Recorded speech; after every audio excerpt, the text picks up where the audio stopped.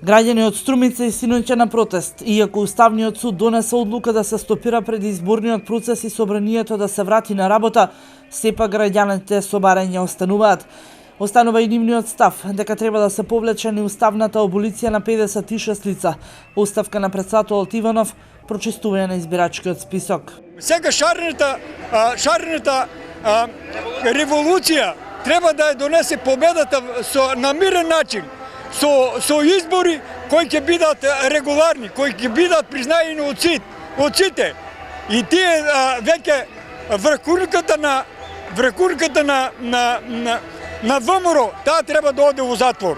Не се тие не заслужуваат. Требаше да одат во пакет. Ако беше уставни што и правили, требаше да одат и двата. Денеска тоа што го направи уставни, тоа е најголемиот бламажа. Еден гласа против, еден гласа. Јас не се слажам со овој пакет. Бидејќи ако се одеше комплет, требаше да со аболицията, они за аболицията. Целата работа беше меѓу ДУИ и ВМРО да се вратат на власт и пак да ракуват. 26 дена граѓани на Струмица не отстапуваат и велат дека секојдневно ќе се на улица, искажувајќи го незадоволството донесените одлуки и непочитувањето на народот. Сметаат доколку не се исполнат сите барања од граѓаните, како и почитување на одлуките на СЈО, земјава ќе бележи континуиран пат на сите полиња.